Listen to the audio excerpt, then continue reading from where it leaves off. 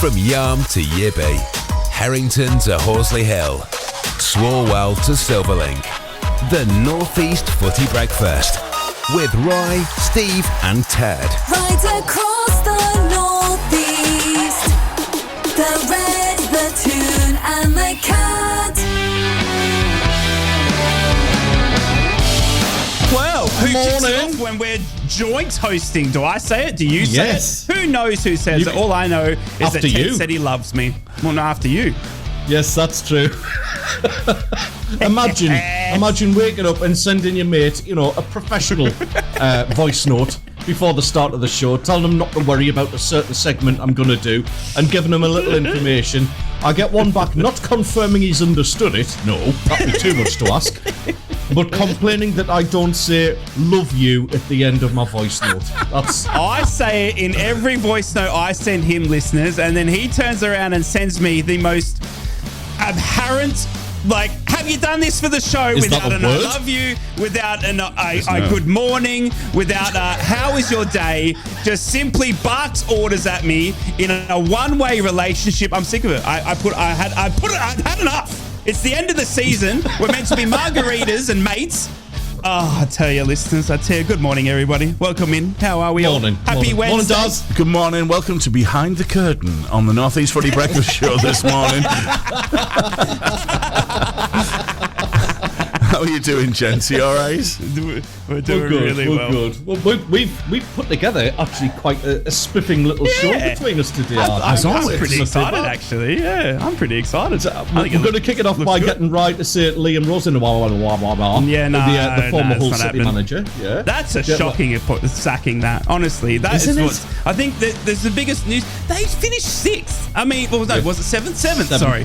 I mean, we knew, didn't we? We said it right here, Teddy boy. We've been talking about it for a long time that they spent as much. They went over their spending, didn't they? Do you know what I mean? They bought. Massively. It got revealed that their wages they committed to were outweighing what they were bringing in. So they put all their eggs in this basket that Liam was going to get them to at least playoffs, and he hasn't done it. He's finished seventh, and they've sacked him. I mean.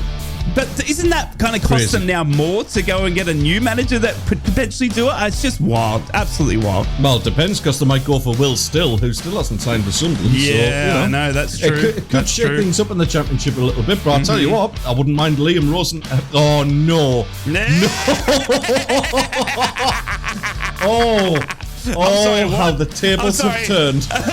Liam Rosinia. I wouldn't mind him at Sunderland. Be interesting to get some Sunderland opinions on that one. 0330 043 2002. That's 0330 043 2002.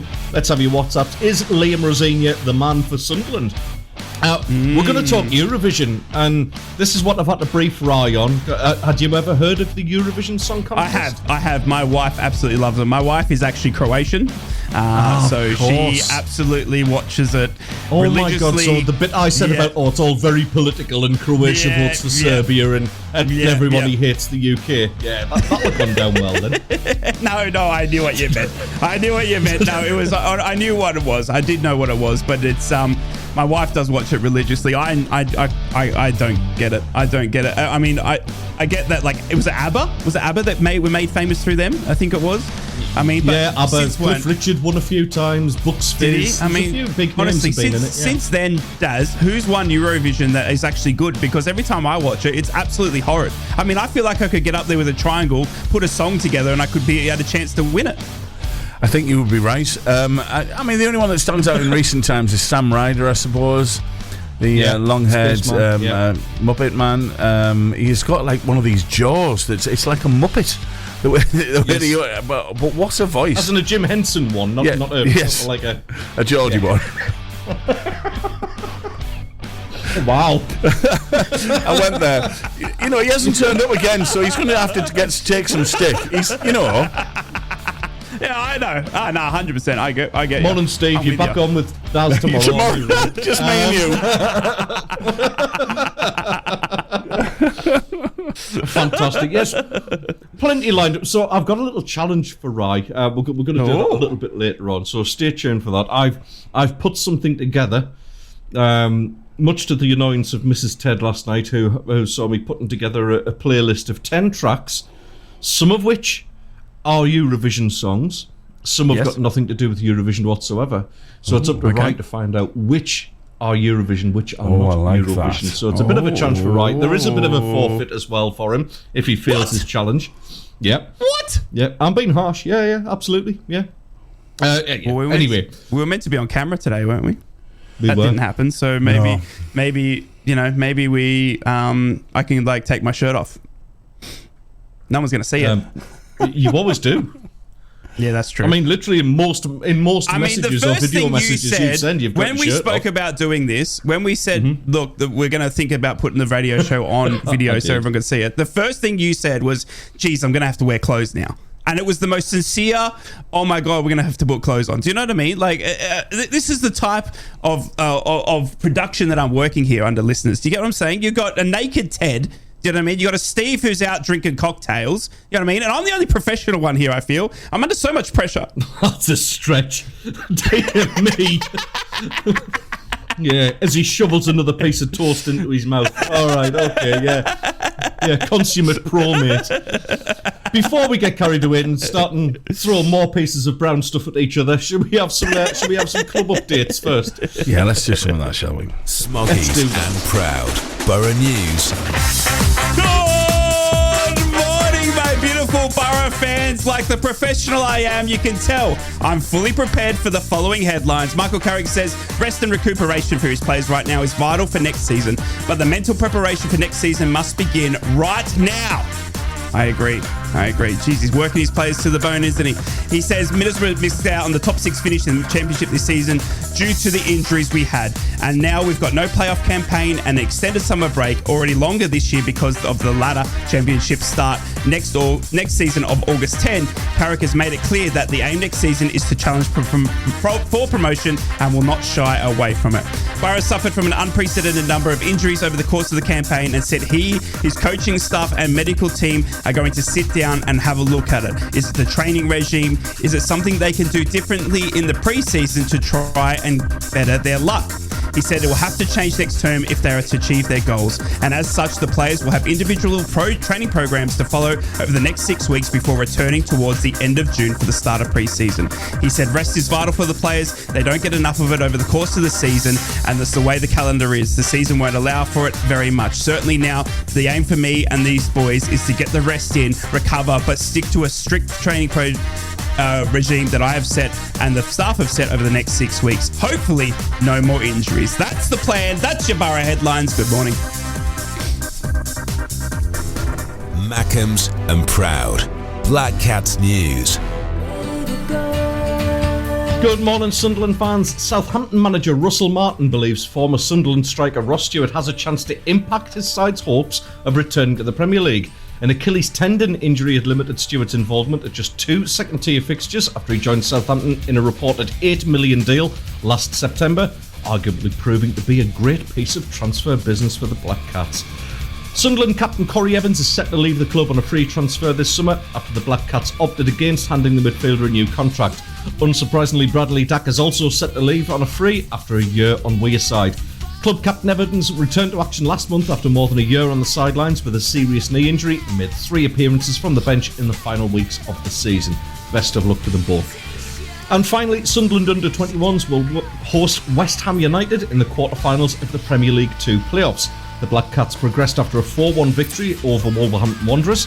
The fixture will be played on Monday the 13th at Eppleton Colliery Welfare. The kick-off is at 7pm. Tickets will be priced at £3 for general admissions and £1 for concessions. Get yourselves along to that. 2023-24 season ticket holders go free. Go and support the lads. That's your Sunderland updates. Magpies and Proud. Mags News.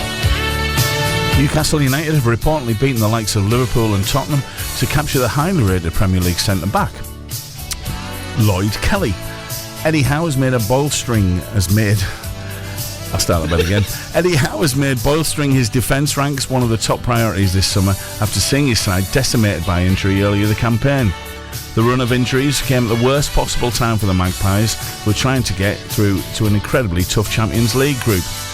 Those struggles now look as though they're a thing of the past, and the club are looking to continue the positivity in the summer window by snapping up at the Bournemouth centre-back Lloyd Kelly on a free transfer, according to Team Talk.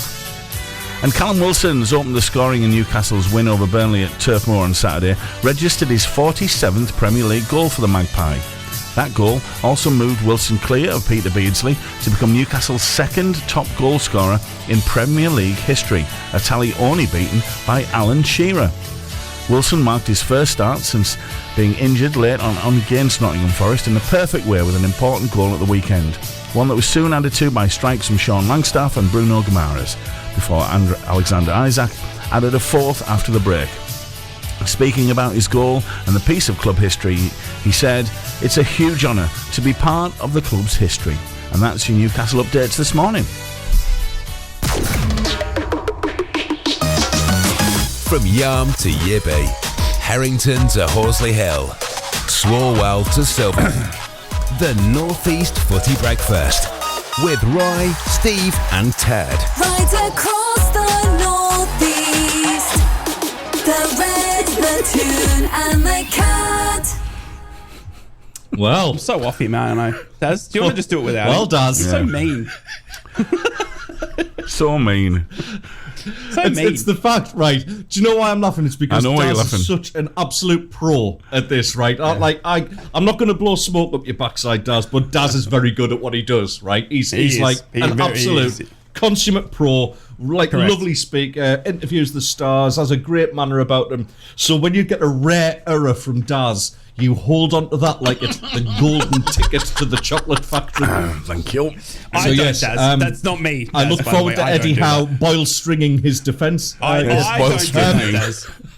Just so you know, Daz, that's Ted, by the way. That's Ted that does that. Ted from Cyprus, if anyone wants that. By the way. Thank you for that, Ted. Yeah. You're welcome. You're most welcome. You missed out Sean Langstaff as well. Well, I didn't like to draw attention to too much, to be honest. Just in case Dave's listening. Yeah. Thanks for that one, Barry. He also pointed that one out. Yeah. The more Barry messages in, the more I like him. Yeah. Morning, Barry. Swine. Right. Moving on. I think that's probably the best thing. I'm just going to. Well, I was going to go straight in for it and actually introduce Rye into this little feature I've done for him. Okay, go on. Should we give him like 3 songs first, Daz? Have you got that ready, or yeah. Do you need a bit more time? No. I'm, of course. What have you just said? You're the professional, He's the professional.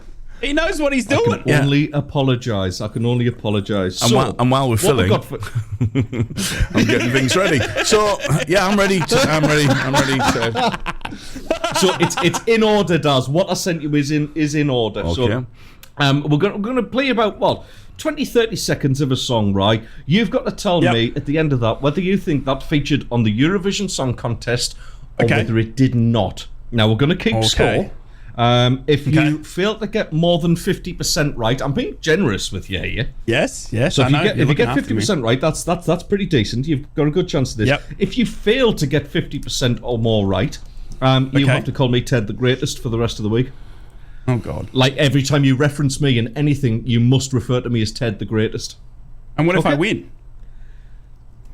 Oh God, I didn't think of that.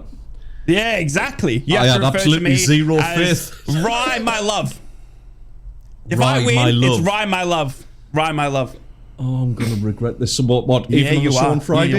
Yeah, you are. Yep. Even the show on Friday. 100. You said the rest of the week to me. There's only one more show this week because you're not here tomorrow. So it's going to have to be on Friday's show. No. Even in the WhatsApp group that we don't mention.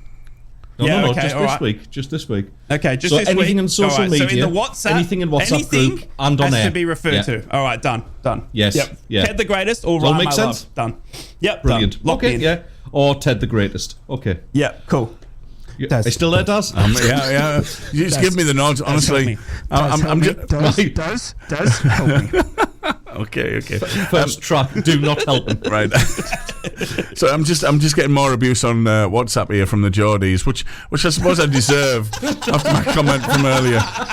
Alex has been in touch. Good morning, mate. You're all right. It all started so well yesterday, but it's on the slide. 2 News. I mean, people are talking like I've spent more than 2 minutes on this just before the show getting it ready. I mean, come on. Right, sorry. That goes into this. I know, anyway. right, where were we? First track. Right, so the first track, here we go. So it's a yes or no. Is that what it's basically, was this Eurovision or not? Here we go. Though it hurts to go away, it's impossible to stay. But there's one thing I must say before I go. I love you. I love you. You know, What a song, man. I'll be thinking of you in most everything I do. Now the time is moving on, and I Yeah, that's about enough of that one. Is that a Eurovision hit or not?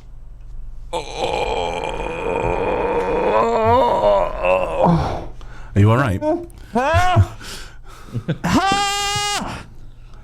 Save all your kisses for me. Yes, what that's what year? it's called. That's so. It sounds old. No, don't, because he'll No, not Google old? it. Don't. Oh, sorry. He will Google it. I can't Google. How, I don't even know what this is called. It's the first one. Yes, it is. Correct. Yes, get it. What's in there? So much writing on this. Oh my god, I'm nervous. My palms are sweating. Knees are mum's spaghetti. Oh my god. Okay. Next track. Here we go. This is a belter. Oh god. Nah, what is this? Only What one of the is greatest this? bands ever.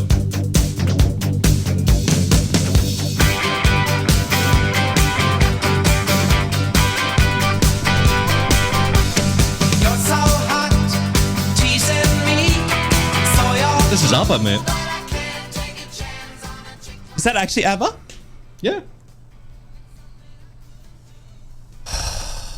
Now I know. I said to you, I know that they became famous. We spoke about this.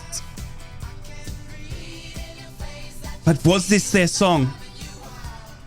You did the first one as a yes. I'm going into Ted's main brain here. Didn't they have a couple? Daz. Did they have a couple? Did of they? winners?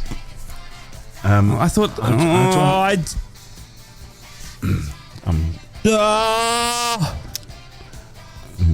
Would have he gone yes, no, yes?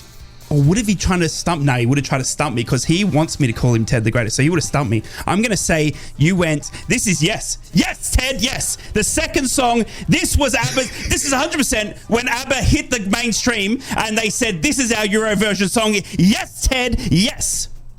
It is ABBA. It is not a Eurovision song. That was usually not the Oh, this is absolute. I heard it here. This is amazing. This is the best thing I've ever done on this show. Oh God! Right, last one for now because we've got to go traffic update. Come on, let's leave me hanging. It's 50-50. Don't worry, there's 10.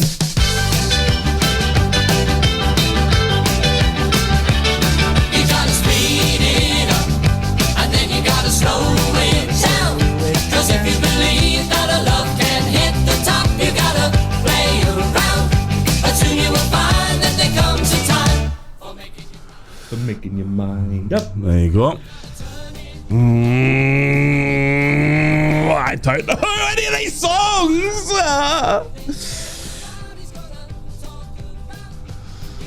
What are you thinking, Ryan? I'm just gonna say. Go on, right. It's time for making your mind up. Oh, I see What what would you have did he there. done? He said no on the second one, so he would have gone. I'm in Ted's head. So he would have gone yes. I thought he went yes, then no. Now he's gone. Nah, he's a simple man. He would have just got like he would have in multiple choice back in the day. Ted would have done the whole what I did. AC/DC in multiple choice. That's what he would have done. So this one will be a yes. He's gone yes. This is 100% a Eurovision song. This struck in the 1940s when Ted was born and Eurovision came around, and this song was huge. Yes. You are correct. It was a Eurovision winner for Bucksfizz back in 1980. Love. That's it. What I'm loving is No. I'm just hoping the fact that Dave's just tuned in then and thinking, what are we doing playing Bucksfizz, making your mind up on the breakfast show? Oh, don't worry, Dave. It's only going to get worse after this. No. Brilliant. Because we are going down a Eurovision rabbit hole. So nervous. When there's something riding on it. That's your first 3 out of 10 that I've sorted out my for you. So God. that's it. Yeah. Oh my have God. Have a little breather. We'll get a little traffic update. We'll have a little break, and then we'll come back. We're having a break. All right, I'm going to go grab my phone. To Daz. No, you're not. I'm going to go grab my phone now. No. Okay. From Wickham to Whitley Bay, Stonygate to Shields, Doggy to Darlow Backlane, Steve, Ted and Rye. The North East Footy Breakfast. Right across the northeast, the red, the tune, and the cat.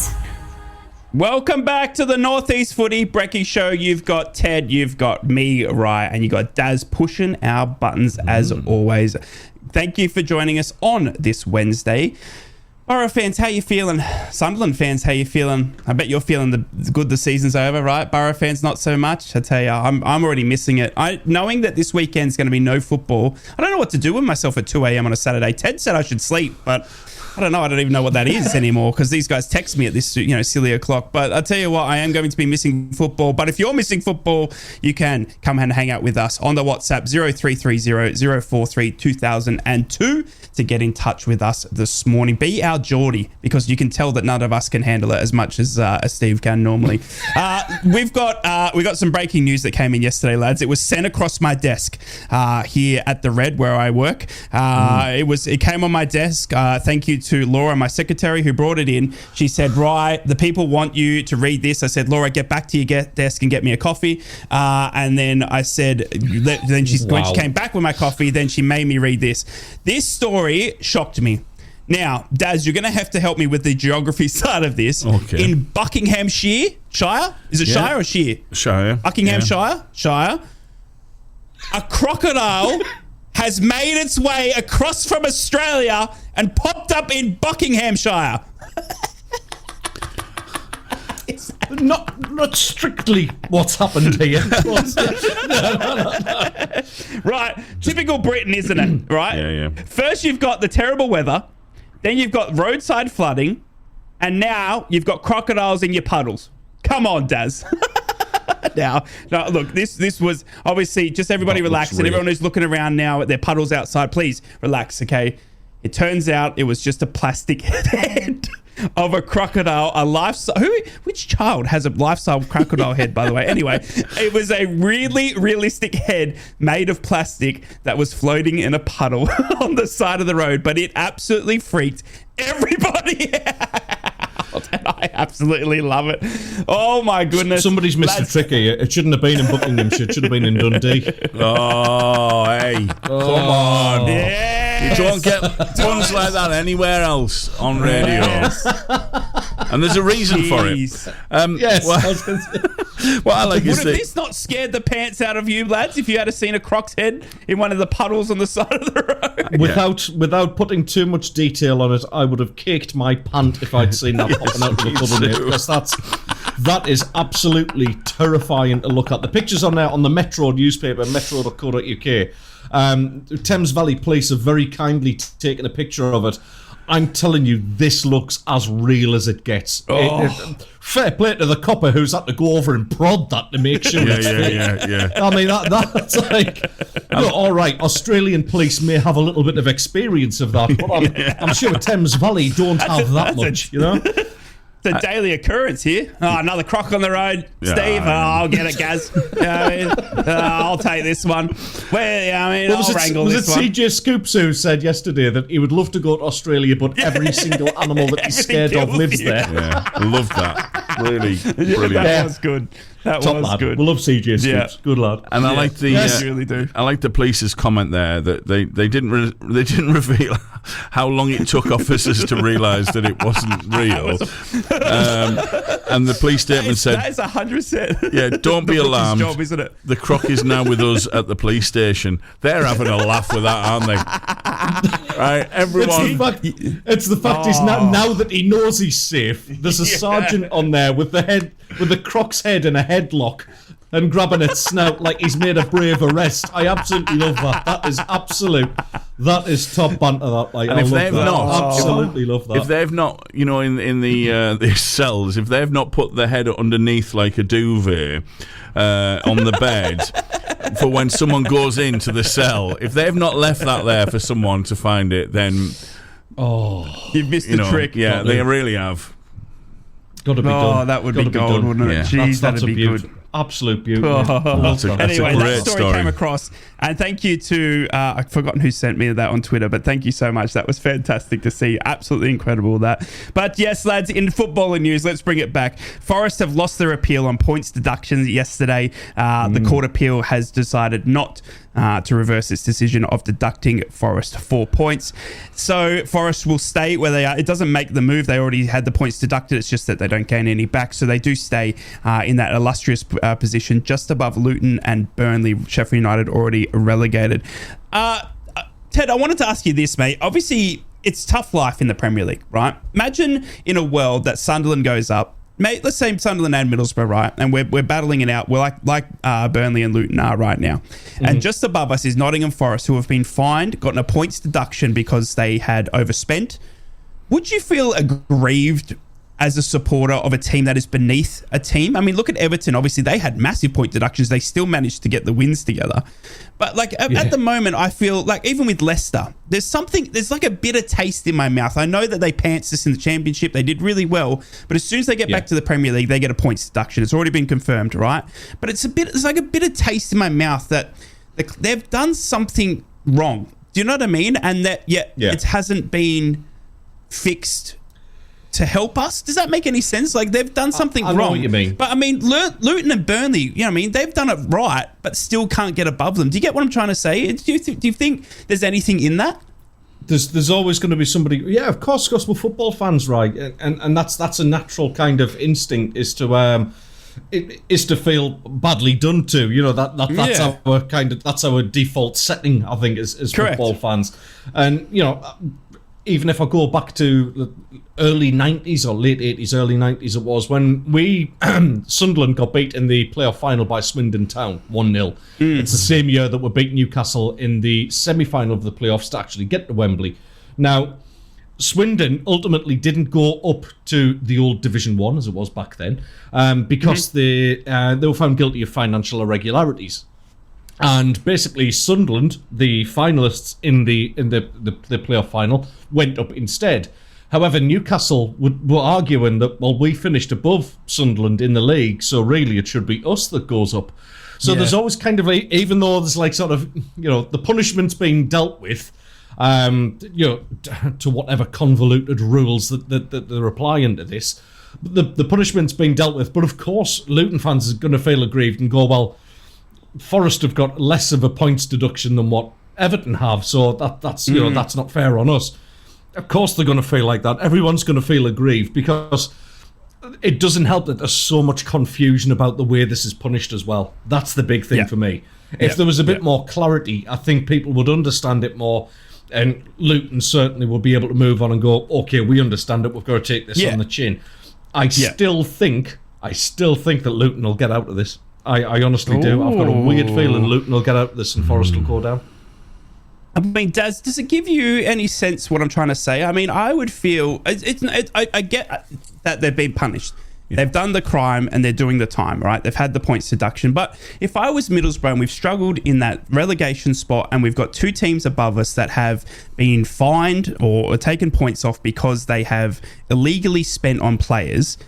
I would feel aggrieved that we've done the right thing, yet these teams above us are still above us, even though because they've still got the players. Do you know what I mean? They've still got, you know, they've still got, you know, what they've paid for, sort of thing. And but we've done the right thing, and we're still struggling because of it. I mean, does that make any sense? Like the aggravation I would be feeling? Yeah, absolutely, and I think you've got to point that anger at the Premier League. You know, the ridiculous rules that they've put in place. You know, and arguably, you know, the points deduction, it clearly isn't enough, right? You know, it's not a deterrent for teams to do this, right? We've seen it. We've seen it with you know, with a number of teams. I'm going to have to be careful here, but we've seen it with different teams. Rumours about more. Court cases being kicked down the road, all that sort of stuff. There's just not a big enough deterrent. And if there was something that didn't say, right, well, okay, this isn't a points deduction thing. What's going to happen here? If you break these rules, you will be out of the league. Yep. You will be demoted. You'll go down into a league below. I wonder how many teams then would buck up their financial ideas. Wouldn't look at going, well, because we didn't sell that player in January, and all that sort of stuff that went on and has been tried to be used as excuses. If the punishment was harsher, right? If the punishment was fair, you would argue. Right, teams have cheated their way apparently through the rules to break the rules, the financial fair play rules, and they've been through different whatever investigations, all that sort of stuff, and have been found at the end that they did breach those rules.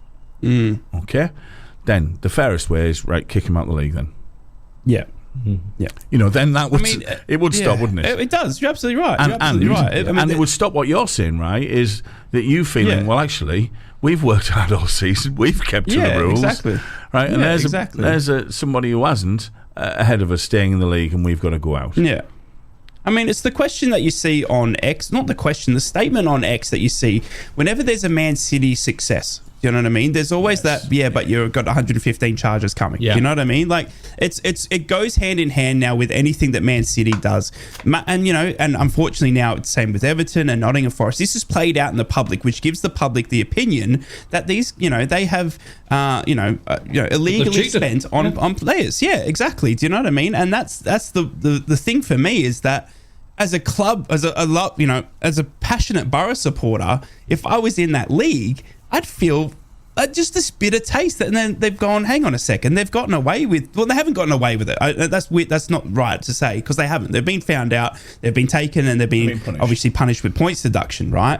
But they're still got those players. Do you know what I mean? And then they've still been able to get the success they had. Now, I can't say if we did, but I'm sure if Middlesbrough, Sunderland, or if we could spend like these clubs could have, Ted, this season...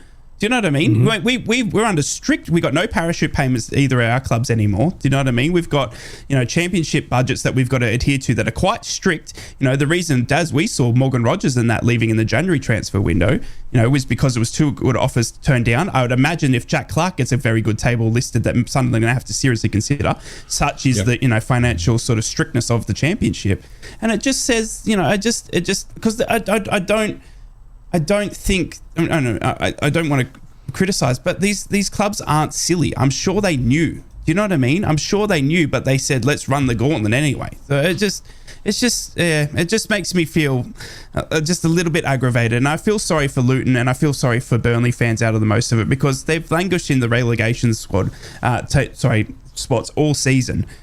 Yet they've played by the rules, and it just feels a little bit hard done by. But anyway, Forest have lost their appeal anyway. They have been found guilty.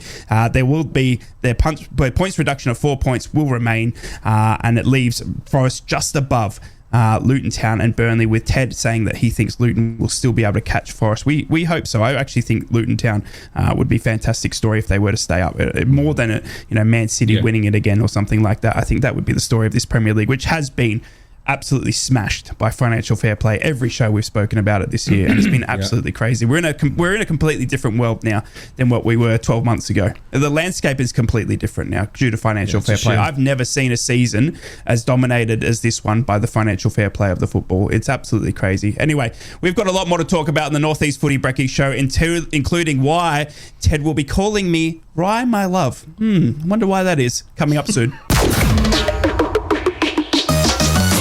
From Yarm to Yibby, Harrington to Horsley Hill, Swalwell to Silverlink, the Northeast Footy Breakfast with Roy, Steve and Ted. Right across the Northeast, the Red, the Toon and the Cat. Welcome back. It's my little segment now. We're going to have, in a moment, we're going to talk about Liam Rosenior. Obviously left Hull City, possibly a late consideration for the Sunderland job. I want to talk a little bit about that. my own personal feelings on that is I think he'd be a good fit. I think the football he had Hull playing towards the end of the season was absolutely phenomenal. Good young coach, championship experience. I think that's somebody who, well, I don't think there's anything wrong with that, mate. I don't think so. He's good at what he does. Let's see what happens there. I think a lot of fans will be interested to see what he does. So let's have a little bit of chat about that. I'm just going to put quick vote for no on that one. By the way, just a quick vote for no on that one because we obviously cover the Sunderland here on the Northeast Footy Brekky Show, and I will have to pronounce his name a lot more than I currently do. That's why we want him to get the job. Quick no. Yeah, quick no. For me. I can teach you how to do it very easy. Say Ro. Okay. Ro. Senior. Ro. Senior. Ro. Senior. Ro Senior. Ro Senior. Ro Senior. Rosenoir. Yeah. Yeah, bang on. Absolutely awful, really was. We have another round of our Eurovision quiz. Rye is currently sitting on 2 out of 3, which isn't bad. That's good. He's got to score 5 or more correctly to avoid calling me Ted the Greatest for the rest of the week on all social media platforms, on the show, live, and in the WhatsApp group that nobody talks about. Otherwise, if he does win, I've got to call him Rye my love for the rest of the week on social media and on the show and everywhere else. Yes. So, without further ado, this is an absolute little perler, isn't it, Daz? Yes. Yes, it is. Oh, God. Play it away. Oh, God. Oh, God. Oh, God. Is that an organ? Oh, my God, it's an organ. I'm at church. It's just the way I'm sat. Just happy to see me.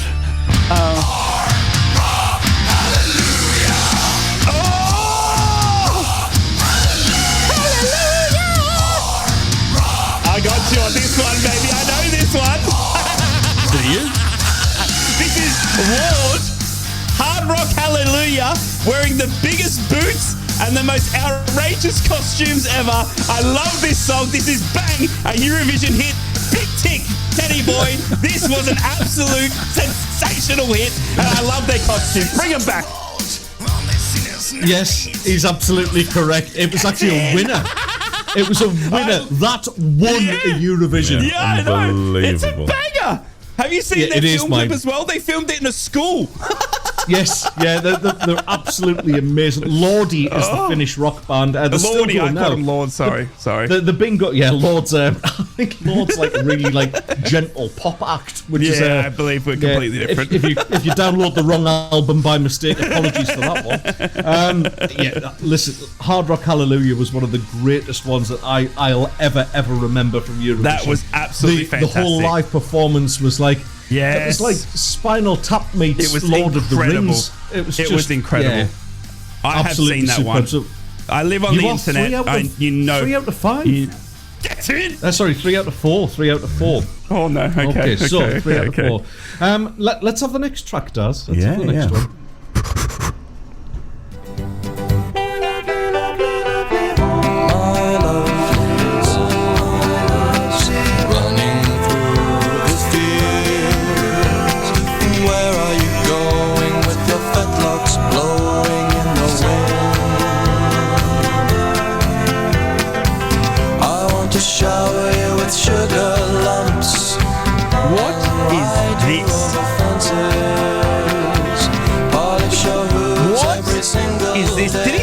Through the fields with your locks flowing? Yeah, it's called My Lovely Horse. My Lovely Horse? Yes, where are you going with your fetlocks blowing? This sounds like a Eurovision banger. That is it. Hang on, what's he done so far? He's got me with, he's gone yes, no, yes, yes. He's got 2 yeses in there. So to be... This is number 5, so it'd be yes. Be careful, young Padawan. Oh no. There's no pattern to this. No, yes. Jeez, what happened there? Is that still the song, or have you just Daz a stop on the tape? Yeah, just turn the tape off. I was going to say, did you put your hand on the record there or something? Yes, because we are really that up to date. Yeah. What's the score? What do I need? Oh, this is so much pressure. I'm sweating. What do I need? Don't worry about the score. Just worry about your next game. Yeah. I'm gonna say No. Because you've gone 2 yeses. No. You are correct. Get in! Come on, baby! Right, my love! My Lovely Horse, excuse me. My Lovely Horse was actually featured on a comedy show over in the UK called Father Ted. And it was the song that Dougal and Ted would have liked to have sang at the Eurovision Song Contest. Oh, so it was a little bit of a red herring. Yeah, that was made really. to sound like a Eurovision song. It really does. It's actually. It's the band The Divine Comedy who sings it as well, who are an absolutely amazing band. You don't hear enough of them these days. You hear this, listeners? Get in. I'm a devious little trickster, indeed. Get in. Right. I thought that was a masterstroke there, Ted. When you put, and I saw that on the list, I thought he's done well there. Thank you. Right, we're gonna have one more, but I am not going to tell you how many you've got right from now. I'm going to tell you at the end of the show. Oh God. Okay, so we have one more song, then we're going to talk Liam Rosenoir. Okay. All right.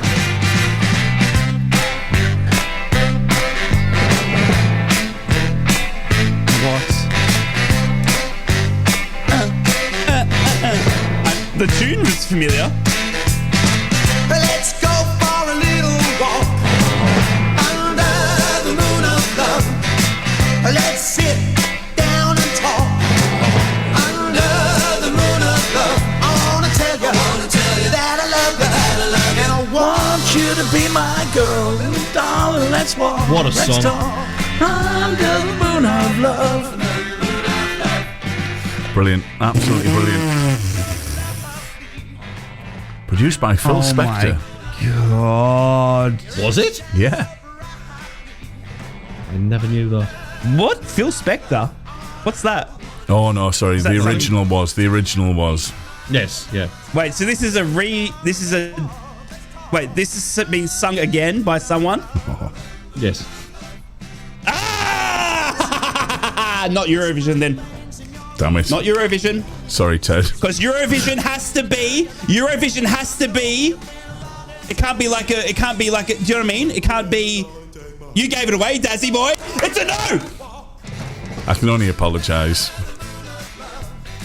He's not talking to me now. Because Daz gave away the answer on that one, I'm going to have to disregard that one. Yeah, that one doesn't count. Should we do the next one? Should we do, yes. Yeah, do the next one, and then there's 3 left after that. So this is going to be out of 9. Oh God. Okay.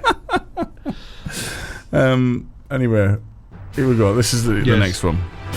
Under the Moon of Love was Shawadi Wadi. Shawadi Wadi. What is this? She's all you'll ever dream to find. On her stage, she sings her story. Pain and hurt will steal her heart alight. Like a queen. What do you think?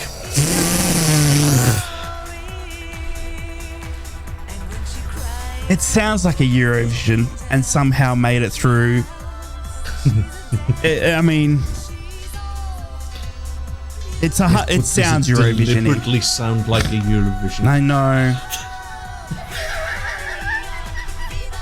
Yes, it's Eurovision. 100% it's a Eurovision. This is a banger. If you're Shazamming this, you are going to make people cry, mind. Oh God, why? I don't want to make people cry.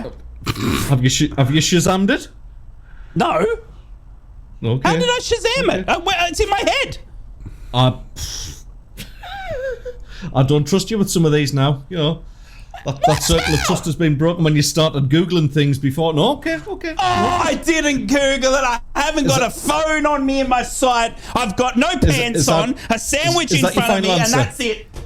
Are you saying I'm going. I sure? know my Eurovision, okay, Ted. All right. I told you off the show why. Okay, I've got you. You're just because you're jealous of what you're going to have to call me. It's 100% a Eurovision song.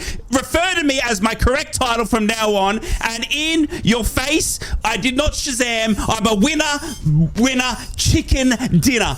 Yes, it's a Eurovision song. What is that squeaking? I know it's not me. That was me grabbing the mic with emphasis. I'm sorry, it was me. It's my mic's on one of those arms. You know what I mean? Listen, you ready? You need some UB40 on that. I want to hear that again. Yes. It's some UB40 on that. Because I was so excited. I was grabbing the mic with passion to try and defend my honour that Ted was calling me. You know what I mean? Like I'd been presented to the financial fair play. You know what I mean? I refute your claims. I refute your proposition, sir. I know that was Eurovision because I am in my head talented, in my heart talented, and in my feet a believer. You don't have to talk some guff at times, you really do. Oh, dear me. Love this show. Right. Well, anyway, let's talk a little bit of Liam Rosenia. Let's bring him back down to earth for now. We'll have some more Eurovision quizzing after this. We'll find out once and for all if Rai is as really as talented as what he says in his mind and in his heart. That's funny. And my feet. If we can be serious for a moment, though, of course we can. You know my thoughts on it, lads. I think he would be a great fit for Sunderland. He's what we need in terms of a young manager. He's been proven at championship level. I think he plays the way that we enjoyed under Tony Mowbray. It's a pressing, attacking football, which will be very much welcome back at the Stadium Light after the last sort of 4 or 5 months, without a doubt. He just ticks all the boxes for me, and the timing is a little fortuitous. I think Hull, by and large, this season have gambled, certainly by going over the odds for wages. I think they could be the type of side that would also gamble on somebody like Will Still coming in. It opens up a lot of avenues. For me, absolutely nailed on. I think Sunderland should at least have a conversation with him. What do you lads reckon? We'll start with you, Rai. Yeah, I think definitely. I mean, what he's done this season, albeit with a team of all, championship superstars, that team has underperformed though. That's my biggest worry, is that team should be in the playoffs. The amount of decent players they've got in that squad on really big wages, they should have done better than they have. I mean, they have got Brian Giles down the back. They've got Carvalho. Is it Carvalho? I don't know how to pronounce his name. Yeah. Carvalho. I mean, that bloke that scored that goal of the season, Philogene, is it? Philogene? I mean, absolute incredible squad. And that's my only worry about that, Teddy boy, is that Liam should have done a lot better than he has. Now, I think that's why he's being sacked, because Hull said, well, look, we've given you the tool base to get the squad to where we thought you could get it to, and you haven't delivered. So that's my only concern, is that I don't think he's delivered on what he should have, considering the squad he had at his thing. But in no disregard to that, he's still a fantastic coach, and I think he'll be picked up very quickly, because any team would take that type of play style that Hull were delivering. But on their best, Hull were very, very... I mean, we found out the hard way, didn't we, Daz? Do you know what I mean? So, against the Borough this season. So, yeah, I think he's a great coach. I think he's got a big future. Even before he went to Hull, there was talks of... I think there was talks of him coming to Borough at one stage, because such was his reputation of being a young, up and talented coach. So, I don't think Sunderland could do much worse. I don't think... I don't think he's delivered, though. I think there's a caveat there. I don't think he's delivered on what he should have with that squad at his hands, because honestly, the stars he had in that squad this season, they should be a lot higher than where they are. Yeah. The thing, but I think that did him a bit of a disservice, though, Daz, was the way he got a load of players dumped on him in January. I mean, Hull went and spent big. The rumour is that he didn't have a lot of say of what was going on in terms of transfer policy. And he was given a lot of players. The expectation was to get them in and around where the playoffs were at the start of the season. That apparently all changed after the January window, and said, right, you've got the squad now get us into the playoffs. He took them from finishing 11th last season up to an improved 7th. I think it's a little harsh on him, don't you? I think it is really harsh. I really do. And I was going to make that point, Ted. He had players thrust upon him in January. Some decent players as well. But to try and, what it's like. Well, we all know what it's like. Sometimes if a manager is given players, right, there you go, get on with it. It doesn't always work out, and it doesn't always work out when you try and sort of gel that into the squad that you've already built. I feel really sorry for him, and actually he probably would be a good fit going to Sunderland, because having a backroom team who haven't really got a clue what they're talking about. It's a similar sort of thing, isn't it? Him going to Sunderland. I mean, this what's he called? I'll do a rye on this one. Akun Ilkali, the owner and chairman. It's become evident our visions for the future are not aligned, and I feel that now it's time to make a change. Howie, do you think he dug in about that transfer policy? Maybe he actually, because I think he's delivered. Like, not delivered, but I think he's done very, very well to get Hull where they are. I mean, Hull previous seasons have been like 17th, 18th. Do you know what I mean? So to see Hull up there now where they are, it's a fantastic job. But I wonder if he's now gone in and said, well, I need some say on these transfers or something like that, and they've said, get out. Yeah. Do you know what I mean? I feel like there's more to the story there. I'm not sure we'll ever know, but it's just one of those ones that smells like there's a bit more to it than you haven't met our, because finishing, albeit, finishing one spot out of the playoffs, you'd expect next season to get it right. Do you know what I mean? But it just smells like there's a little bit more to that than meets the eye. And if any of the championship, the top brass are listening, the owners come out and said we will continue with this pursuit of what we can achieve. We've got highly talented players, and we want to go and get more and give the fans the success they deserve.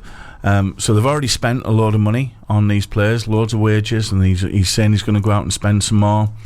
Just have a look at that, will you, Championship people? Just have a look at that, because I think there's an interesting story there maybe in a year's time. Yes, that's all I'm going to say about that. That's well, it was revealed. It was legally revealed about 2 months ago that they were spending more than they were bringing in. That was revealed, and it was Hull came out and said, it was true. Like, because they had to, when you have to reveal you reveal your books or whatever it is, you have to legally reveal your books or something like that.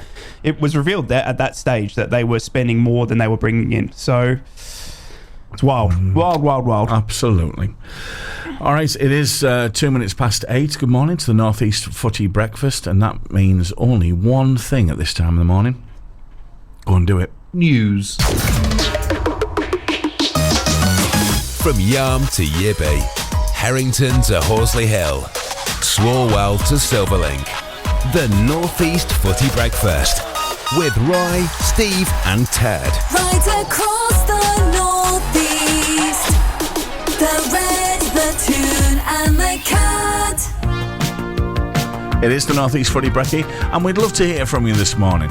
0330 043 2002. That's our WhatsApp number for you can get in touch and talk about anything North East Footy related. Or Eurovision, we don't mind. It'd be lovely to hear from you this morning. We'll be back with more chat after this.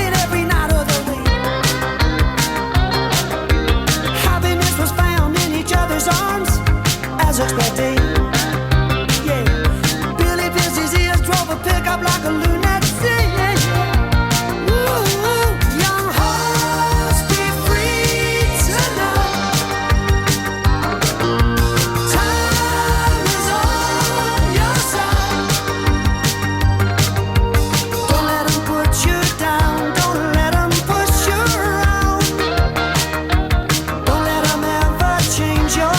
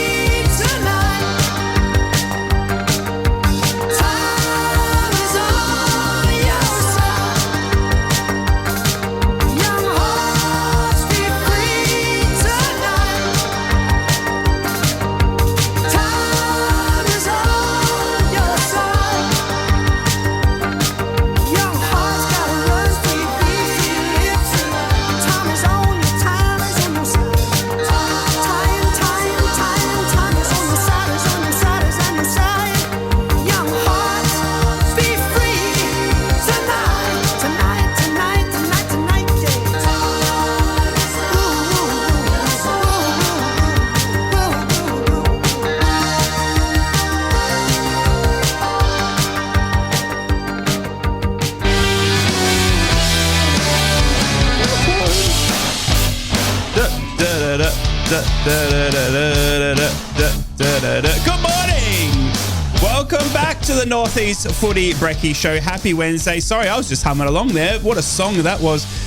Good morning. It is 10 past 8 on your Wednesday morning. I hope you're having a wonderful working week. Shorter week.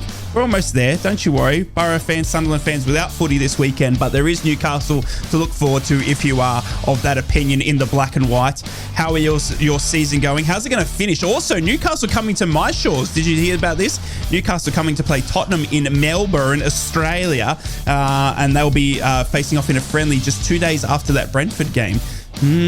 But are Newcastle going to lock in European football? Is Eddie Howe going to stay? If you're a Geordie, make sure you get in touch with us here on the Brekky Show. We want to hear from you on the WhatsApp. You can get your phone out, download WhatsApp, and then you put this number in. Just save it. Save it under your favourites. Save it as Rye, the radio, my radio love, because that's what Ted's going to be calling me. Save it under your contacts. It's 0330 043 2002. That's how you can get in touch with us at any stage. This morning I'm joined with Ted the Mackem, my lovely good friend Teddy Boy. Good morning, Teddy. And we've got Daz, our regular beautiful button pusher, the immaculately dressed, the fantastically looking, the sensational man behind the mic. Daz, good morning, sir. Good morning. See, look at that. Just press the button. You said the button presser, so that's just what I did. Fair enough. Ted's cats just went wild as well. But anyway, we have got a fantastic next hour lined up for you here on the Northeast Footy Brekky Show. But as always, we're going to give you some club updates where we go around the three Northeast teams and see what's making news this Wednesday, the 8th of May. Mackem's and Proud. Black Cats News. Good morning, Sunderland fans. Southampton manager Russell Martin believes former Sunderland striker Ross Stewart has a chance to impact his side's hopes of returning to the Premier League. An Achilles tendon injury had limited Stewart's involvement at just 2 second-tier fixtures after he joined Southampton in an £8 million deal last September from Sunderland, arguably proven to be a great piece of transfer business by the Black Cats. Sunderland captain Corey Evans is set to leave the club on a free transfer this summer after Black Cats opted against handing the midfielder a new contract. Bradley Dack, somewhat unsurprisingly, is also set to leave on a free after a year on Wearside. Club captain Evans returned to action last month after more than a year on the sidelines with a serious knee injury and made 3 appearances from the bench in the final weeks of the season. And finally, Sunderland under-21s will host West Ham United in the quarter-finals of the Premier League 2 playoffs. Black Cats progressed after a 4-1 victory against Wolverhampton Wanderers. The fixture will be played on Monday, the 13th of May at Appleton Colliery Welfare. Kick-off is at 7pm. Tickets will be priced at £3 for general admission and just £1 for concessions. 2023 to 24 season ticket holders can go for free. That's your Sunderland update. Smoggies and Proud. Borough News. Good morning, my beautiful Borough fans. How are we this Wednesday? No football to talk about. But Michael Carrick has outlined his plans for this summer. It includes the 6-week break that the lads are now on. He said that preparation and rest and recuperation is going to be key to Middlesbrough having an injury-free start and finish to next season. Middlesbrough missing out on a top 6 finish, largely blamed to the injuries, said Michael Carrick. And he said already have a break this year longer because of a later start in the championship, which will be August 10th, but also due to not being in the playoffs. Borough suffered an unprecedented number of injuries over the course of the campaign, and he said he and his staff have sat down and tried to come up with an idea of how to manage and give the boys the best stage of their recovery so they can come back fit and firing and hopefully last for longer into next season. As such, the players now have individual training programs to follow over the next 6 weeks before returning towards the end of June for the start of pre-season. Michael Carrick said rest is vital for our players. They probably didn't get enough of it over the course of the season, and we're now aware of that. The way the calendar is, the season doesn't really allow for it. Certainly now for the boys, it's important they use the time to rest up, get rid of all those niggles, because there won't be anyone in that dressing room who is 100% fit towards this end of the season. That is your Borough updates. Not much to talk about. Borough under 18s lost to Newcastle 4-3 as well. Didn't really want to bring that up, but good on you under 18s. You did a good shift. That's your Borough updates. Good morning. Magpies and Proud. Mags News. Good morning, Newcastle fans. Newcastle United have reportedly beaten the likes of Liverpool and Tottenham to capture the highly rated Premier League centre-back Lloyd Kelly. Eddie Howe has made improving his defensive ranks one of his top priorities this summer after seeing his side decimated by injury earlier in the campaign. The run of injury crisis came at the worst possible time as the Magpies were trying to get through the incredibly tough Champions League group. And those struggles now look a thing of the past as any House men look to end the current campaign in the best possible fashion. And the club are looking to continue that positivity into the summer window by snapping up Bournemouth centre-back Lloyd Kelly on a free transfer. That's according to Team Talk. And Callum Wilson, who opened the scoring in Newcastle's win over Burnley at Turf Moor on Saturday, registered his 47th Premier League goal for the Magpies. That goal moved him clear of Peter Beardsley's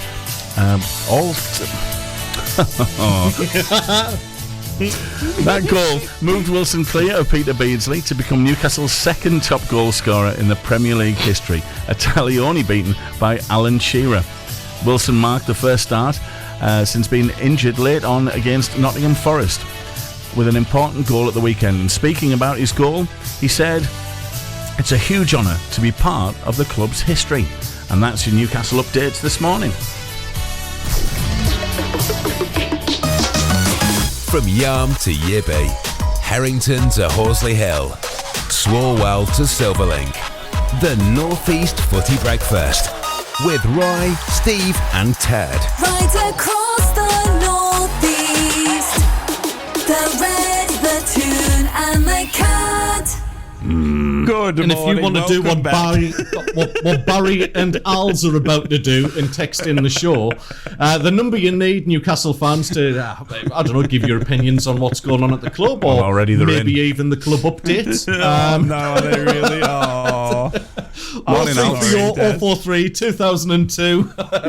Let the good times roll. I've actually had a WhatsApp, lads. Oh, yeah. I've had a WhatsApp okay. from one of my other best pals back in the UK, Big Nige. Big Nige is on about Liam Rosinia. Should certainly be under consideration for Sunderland. Had Hull well set up. Can feel pretty aggrieved to get the sack after just missing out on the playoffs. Reckon we'll still end up with Still, though. So there we go. Thank you for that, Big Nige. I agree. Right, I agree over to you, mate. Will still. Yeah, we got a fantastic story here that came in overnight. This one actually took me by shock. Maradona. Diego Maradona, you should all know the name, obviously one of the greatest footballers of our generation, has had his stolen golden ball been returned, and it's now going to be auctioned off. What? That's right. What? Diego Maradona's stolen golden ball trophy, which was awarded for being named trophy. the best player. Trophy, not his. No, not. They haven't gone in and grabbed, and then casted it. Come on, Taz. All right, it was the stolen golden ball trophy awarded for being named the best player of the 1986 World Cup. It's been found and now will be auctioned off in France on the 6th of June. The auction house announced on Tuesday that the item had resurfaced, and now they expect it to be sold for millions of dollars. How can an item that's been stolen... Anyway, Maradona, who died and passed away, in 2020, won the award after leading Argentina to the World Cup victory in Mexico of 1986. An absolute fantastic story there was. The auction house came out and said there are a lot of stories and legends like it was stolen by the mafia to make the gold, that we don't actually really know what happened, but we've done all the necessary checks and called the police about it. We have had the ball for about 1 year. We did a lot of research about it since then, and there are a lot of details in terms of the manufacturer comments until we could say it was actually the one. The golden ball was bought by an anonymous seller in 2016 at an auction in France. However, he was unaware of what the actual item was that he had purchased. He bought it with many other things at the beginning, and he did not know it was something that important, said Thierry Henry, who was speaking on behalf of it. I mean, absolutely incredible, this story, lads. It surfaced overnight. Diego Maradona's stolen golden ball trophy will now go to auction. It's just incredible to see something that was stolen being resurfaced and now being sold for millions. Ted, I mean... Would you be paying for the golden ball trophy? I mean, how much are you thinking you'd fork out for this? You're a millionaire. If I was a millionaire, I wouldn't be doing this. Sorry, I mean, yeah, of course I would turn up.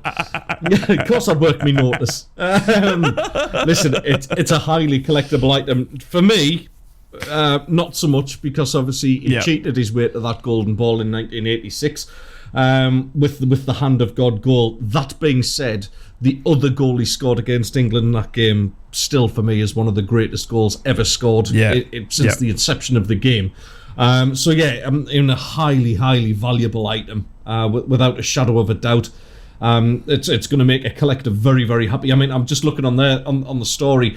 Put it this way: when you think of the value of this, his jersey that he wore against England in 1986 was sold for about 9 million, and the ball from that game went for 2 million. So you can expect serious money being spent on this. It's huge, absolutely huge.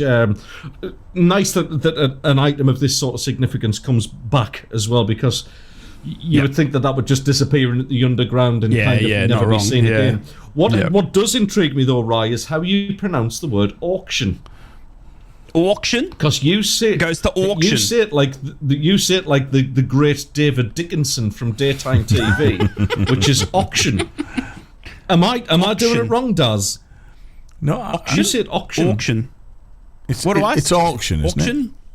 Auction. See, David Dickinson is auction. And no, right, you were saying auction before. I was convinced of that. Yeah. Auction. Yeah, it's an auction. Yeah. Auction house. Opt-in. Oh my god! I think I've been saying it wrong for years. Imagine if Liam 3 all 4. Well, we've had a couple of messages Liam in. opened up his own auction house. Have we? Was it about the updates? It was. Yeah, thanks, Alt. Well, actually, he started positive. He said that's better-ish. Which but he also said when his work shall be back. I'm assuming he's talking about our Steve there. Tomorrow. Yeah. He's back from holidays tomorrow. As far as we know.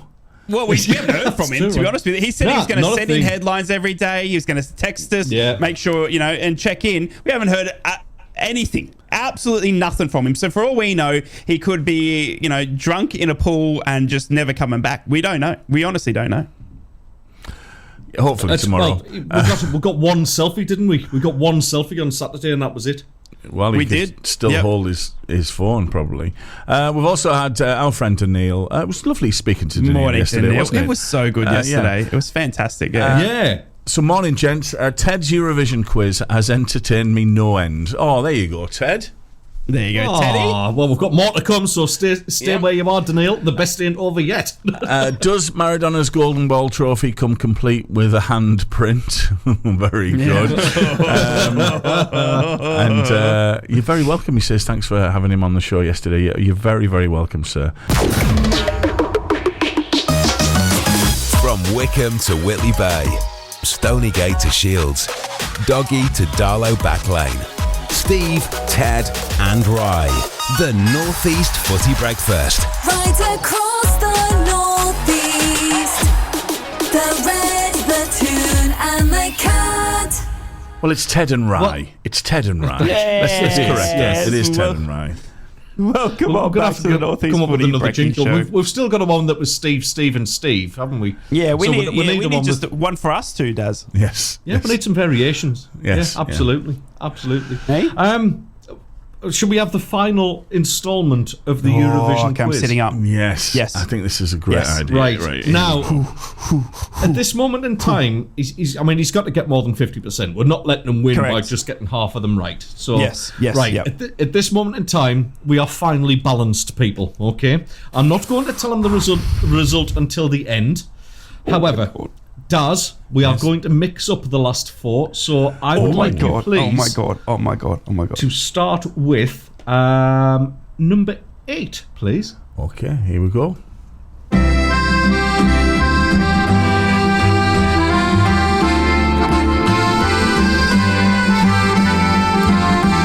Sounds Eurovision-y. You talk like Marlene Dietrich, and you dance like Zizi Jeanmaire. Your clothes are all made by Balmain, and there's diamonds and pearls in your hair. Yes, there are. What is that? I've got to be really honest. I love that song. There's something about it, isn't it? There is something really about that song that I just love. That nobody else could write that. That's just such a unique song. I love it. There you go. Anyway, is it a Eurovision or right? That's what I want to know.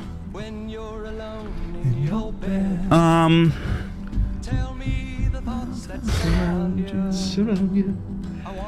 John Peel once said this was the worst song of all time. Did he really? Yeah. Wow. Well, he also said Teenage Kicks was the best one. So. Yeah, well, yeah. Oh. You alright? I'm just thinking. It sounds. It's the start. You know, it's.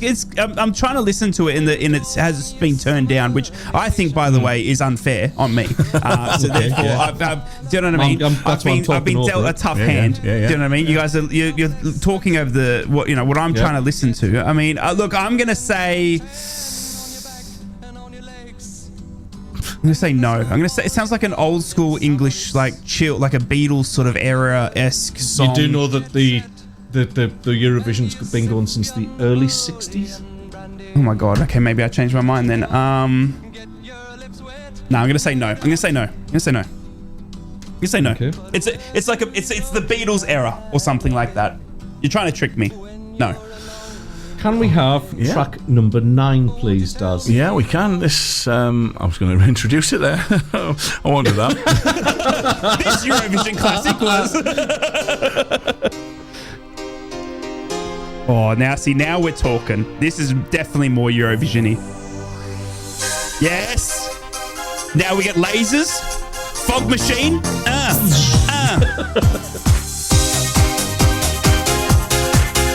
This is yes, Eurovision. Yes, 100% yes. Lasers, fog machine. I'm out there dancing. The crowd's going wild. They're voting for me. Yes. Don't even give me lyrics. Yes.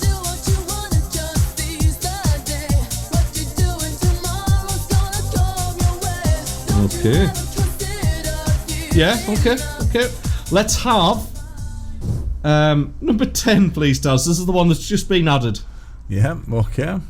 Please be the saxophone one. Would you like the ding-a-dong, right? What's a ding-a-dong? This. Would you like the ding-a-dong? Everything is uptight. Try to sing a song that goes ding, ding-a-dong. There will be no song when you sing tomorrow and you walk along with your ding, ding, dong, ding-a-dong. What did you just call me? What is this? Ding-a-dong, listen to it. Maybe it's a bigot, even when you're lost. Hang on. Are you allowed to say that? You were back then.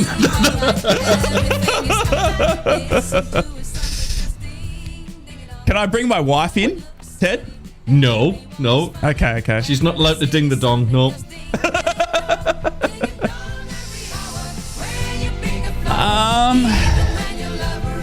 I mean, surely there's not a song on normal radio called Ding a Dong, right? Surely. There is on this radio right now. Yeah, not wrong. Dave's just tuned in. You lads, I leave you for one day and you get ding dong. I was going to say. And mute Dave's calls. If the radio station goes blank, Dave has shut us off. I'm going to say yes, just because of the title. It's so funny that yes, it's got to be a Eurovision song with that name. Last one, okay. Which is number 7, please, Daz. Yes, okay. Please be saxophone. Oh, what is this? Snowdrops and daffodils, butterflies and bees, sailors and fishermen, things of the sea, wishing wells, wedding bells, early morning dew, all kinds of everything remind me of you. Oh, this is beautiful. Oh, this is absolute. That is brilliant. That is brilliant. That I'm gonna say. Geez, that would be old though, wouldn't it? We're talking like, you know what I mean, like Dave's era. I'm sorry about that, Dave. That was a bad reference. Dave, I'm sorry. We're talking like, you know, Ted's era. Do you know what I mean? Like older than Dave. There you go, Dave. I looked after you. This is like 1940s. Do you know what I mean? This is like the boys, you know.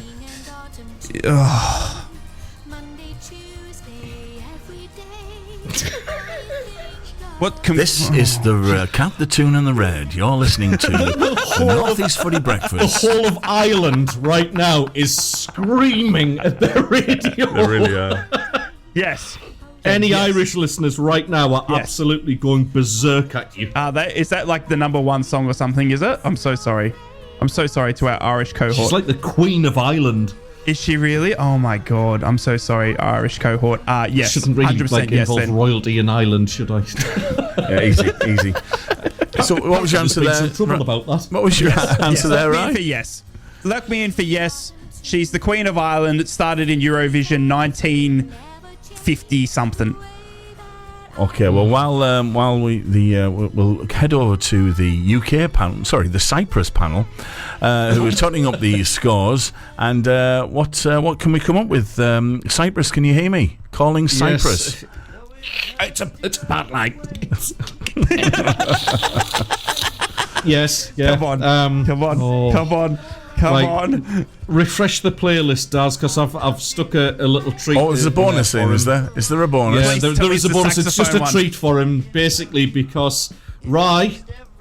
Yes. My love. Yes!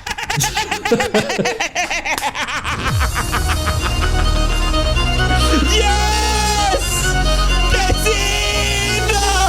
Yes. Do you know the worst part of this as well, right? He had to get more than 50%. Yeah. Yes. He got 80%. He got 80%. Right. Well, man. I watch it every year. Nobody saw that coming. Bang! The only one. You absolutely had me fooled because there we go. There is that the one you like? This one. Do you know this one? Well, obviously, this I've just put it on for you. This one is a classic in our household. It is the because Squirtle. There's a meme of him Squirtle doing it with a saxophone. They there you go. love this song. That black banger. There you go. Banger. That's a treat for you and the little one. Banger. The Squirtle only two you got wrong. You got Get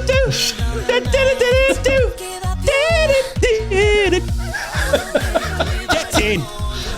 I don't think I've ever heard of this happy apart from that's incredible. I'm the king. Yes, you got 2 wrong.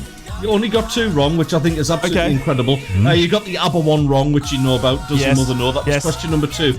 The only other one that you got wrong was number 7, which was Ace of Base, Beautiful Life. That wasn't a Eurovision song. But it was definitely the one with all the lasers. It was a brilliantly picked song, that though, because I thought that was as well. I'm like, Ace of Base haven't been in Eurovision, have they? Because that was a brilliant Eurovision. That sounded doesn't it? lasers. Yeah. That sounded smoke. Fog machines. 100% well played. My love. It hurts. It hurts. Oh, Ted. Do you know what's going to be worse? Doing the show on Friday when people haven't heard the show today. And you know what's even going to be better? When Steve comes back on the show and he's going to be like, why is he calling him these love? Do you know what I mean? I think we'd leave Steve out of it. Steve won't know. Do you know what I mean? He's going to be like, how much am I drunk while I was away? Do you know what I mean? Yeah, let's do. Well, I'm gonna have to do that. I'm a man of my word. I'm not gonna. Get in. So. Oh, yeah. On that note, boy. I love it. I think we'll have some football after this. All this nonsense. After a short little interlude from our Daz up in his helicopter. From Yarm to Yibby, Harrington to Horsley Hill, Swalwell to Silverlink, the North East Footy Breakfast. With Roy, Steve and Ted. Right across the northeast, the red, the tune and the cat. Are you feeling so emotional? I'm feeling so emotional after that this morning. Rye, well done on the absolutely brilliant on that Eurovision quiz this morning. Ted, can I ask you, Ted? Yes. You were the creator of that quiz, right? Yes. Now, I would like to just ask if there were to be a couple more, right, that I could get right, if we could include that, maybe then we include Daz having to call me Ryan, my love, as well. Do you know what I mean? Oh, he always wants more. I think Daz would set his Daz would set his own quiz for that. I think that's only fair. I can't be responsible for forcing Daz to call you anything apart from what he wants to. Fair enough then. Fair enough. Fantastic quiz. I had a lot of fun with that, and I hope you guys did out there as well. Ted puts together some of these fantastic shows and quizzes, I tell you. The What the Fact and now that one. That was an absolute belter, that. So yeah, congratulations and fantastic for putting that together. Absolutely fantastic. Thank you very much. Ladies and gentlemen, boys and girls. It's not the winning that counts. We haven't got long. This show has flown by. I hope you've had as much fun as we have here on the Northeast Footy Brekky Show. It's been a fantastic morning.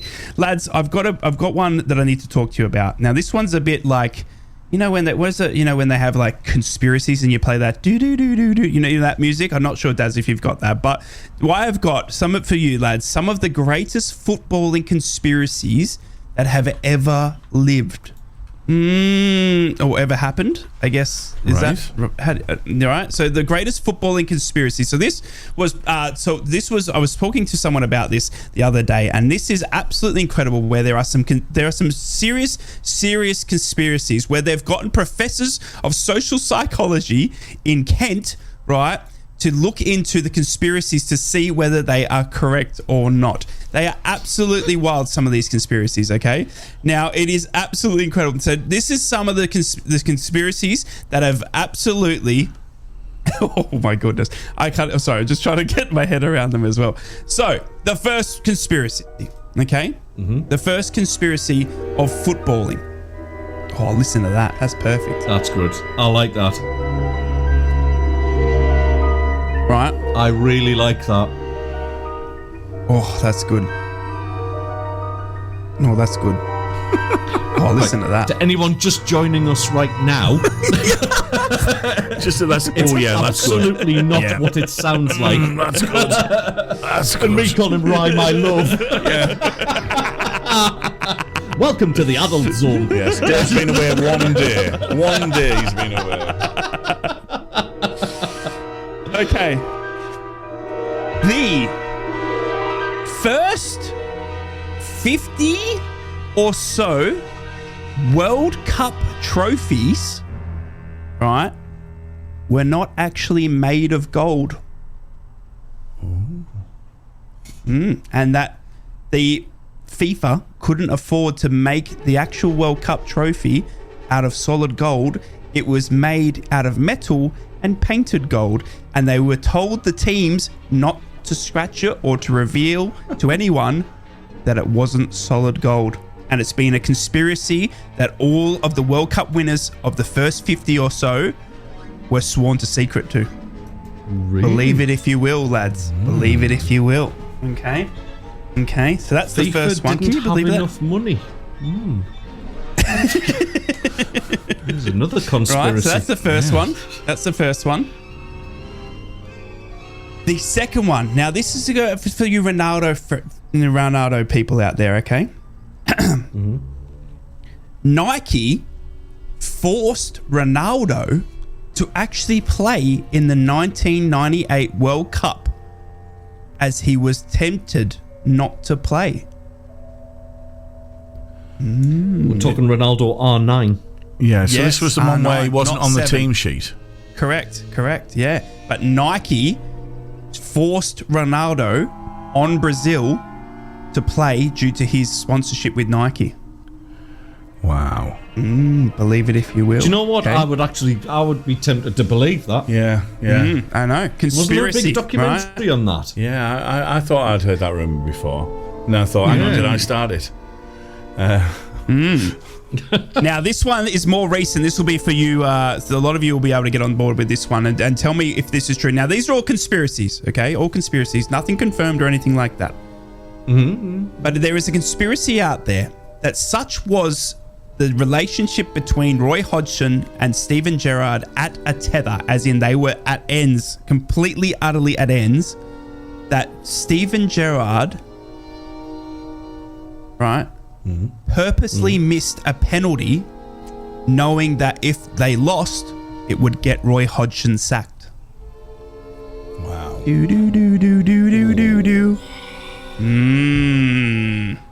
That's a tough one. Could you see Gerrard doing that? Could you? Now this last one, this one, I'm, oh my God, right? Ready? Does anyone remember 2005, 2006? A little game between Tottenham and West Ham. It's down in Spurs' folklore as one of the very dark days because it was a sickness bug that swept through the squad on the eve of the final game of the season. Yeah. Do you remember this? Does anyone remember this, sort of this? Rings a bell. Rings a bell. It's called Lasagna Gate.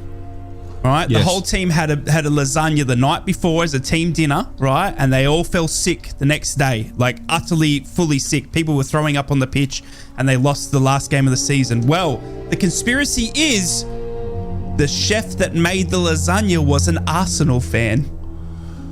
Really? Conspiracies with Rye. Wow. Do. That's deleted. There it is. Twilight Zone. Amazing. Love it. That is some of the biggest footballing conspiracies. Text in on the WhatsApp number if you believe or disbelieve any of Rye's latest footballing conspiracies. So it's a couple of doozies in there, lads. But anyway, 0330 043 2002 to name some of the greatest footballing conspiracies ever. The Lasagna Gate, You know lads. the one... The one I was going to bring up was actually the one that the reason why we hate Coventry City, which is known by most Sunderland fans now, and that's that Jimmy Hill delayed kick-off at Coventry City's ground. This is when he was the Coventry City chairman. He delayed kick-off to allow fans to get in, which meant that the Sunderland game started and ended before Coventry's did. So they knew the outcome of our game on the last day of the season. So they purposely played out a draw, meaning Sunderland got relegated that season. Wow. And that's why there's such a massive, massive angst towards Coventry City. We despise them because of Jimmy Hill. Chinny reckon. Wow. Hey, that's... See, they're all over the place. They're all over the Honestly, place. I did not know this, but there's an actual and shout out to Soccer 101, which is a podcast that I have been listening to. Which they come up. This is what they do. Their podcast is about soccer's or footballing's biggest conspiracy theories. And then each episode they try and reveal it, like if it was true or not. But they're some of the biggest. I didn't know any of these, but some of them are actually absolutely incredible. That Steven Gerrard one, missing a penalty to get Roy Hodgson sacked, has actually got a documentary coming out about it. Is that when he was at Liverpool or when he was England? Yeah. Obviously, Roy was the boss of. Yeah, correct. Yeah. Wow. Yeah. Okay. I forgot he was a manager. Yeah. Yeah, ill-fated. Yeah. Mind you, I think it's one of the only clubs he's done badly at. He's done pretty well wherever he's gone, to be honest. Yeah. Like, he hasn't been a bad coach. He only had a year, but he went everywhere, didn't he? I mean, this bloke was started in managing in 1976, obviously retiring this year. I mean, that's a long career. Do you know what I mean? So, obviously Roy Hodgson was the boss of Liverpool in 2010 to 2011, just before he took the England job in 2012 to 2016. But during that year of 2010 to 2011, it's believed that such was the difference of opinion between Gerrard and Hodgson that Gerrard might have missed a penalty. Well, you can WhatsApp the show at any time, just like Alts has done this morning. Morning, mate. After giving me some stick, he's saying up the Sky Blues. So here you go. Oh wow! He's also added lol on the end of that as well. Yeah. I was going to use some industrial Greek on him there. Like I'm not going to do it, in case anybody else understands what I'm going to say. Yes. Good idea. But Als knows the word. He knows the word. Yes. Brilliant. One quick one, lads, before we go. I did have another thing. I'm going to save it till Friday. Get your thinking caps on though, because I'm going to bring this up on Friday. Okay. End of season approaching, meaning lots of footballers' weddings will take place. Those little socialite magazines will be full of people getting married, and all the great and the good of the football world will be there. So, all those footballers' weddings will be taking place. But what I want from you on Friday, give us your top 3 nightmare footballer stag do attendees. That's what I want from you. So I'll give you a for instance. In my lot, which I would absolutely just couldn't bear to have anywhere near, would be Michael Owen. Because, I mean, if anybody's going to absolutely kill the mood, it's going to be Michael Owen, isn't it? Andy Hinchcliffe, purely because he's absolutely biased and hates Sunderland anyway. And Borough. And Joey Barton. I think any stag do that has Joey Barton on it is going to end up probably with the boys in blue ending it. Yeah. So, you get the idea. Your nightmare football stag do attendees. Let's get those in for Friday. But just before we wrap things up, lads, just very quickly, ex-Sunderland man Jordan Pickford could be on the move from £30 million to Chelsea from Everton. Do you reckon that's a decent move for him? Interesting rumour. Very interesting rumour. I mean, he's a fantastic keeper, isn't he? Well. You know what I mean? And he would definitely benefit. I mean, he's the England number one. Do you know what I mean? He needs, and to be battling out you would think Everton are not going to be, up there anytime soon. They've got a lot of stuff they've got to sort out at their club, and I think he could benefit from that, especially considering he wants to push for Euros, if not World Cup 2026. So I think it's a decent rumour, and playing at Chelsea, you're going to get noticed, and you're going to have a formidable, if not expensive, defence in front of you. So it's a good rumour. It's something I can see definitely happening, Daz. Yeah, I think he needs it. I think he needs a new challenge, and I think a lot's going to count on what happens in the Euros this year with him. But I think he's done well at Everton, hasn't he? He needs a bigger team, I think. To go on to that next level.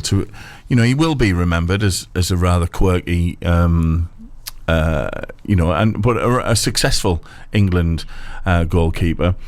I think from a club level to be seen as one of the greats, I think he needs to move on. It's a step up, isn't it? Couldn't agree more. Without a doubt. Yeah, couldn't agree more. Yeah, well put. We've done it, lads. Yeah. What a fantastic show, lads. That was so much fun. I had absolute blast today. Thank you, boys. Yeah. No, thank you, lads. Thank you for joining us on the Northeast Footy Brekky Show. As always, if you have missed anything, you can catch us on a podcast on Spotify or Podbean, wherever you get your podcasts, and we are replayed from 4 till 6. I hope you've had a fantastic day. Daz, what do you got coming up, good sir? Well, we've got the quiz that's sweeping the nation. We're going to do all the showbiz, TV and all that sort of stuff. And we've got a fabulous category this morning, the first one of the week. So we'll do all that after 9. Guys, another fab show. It's always a pleasure. Have a lovely, lovely Wednesday. See you, boys. Too. Thank you, guys. Thanks, Teddy. Thanks, Daz.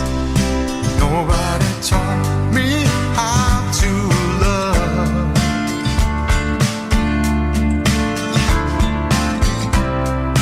That never made me feel like giving up.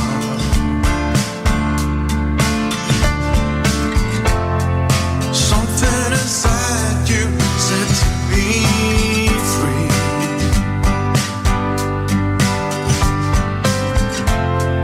Something about you makes me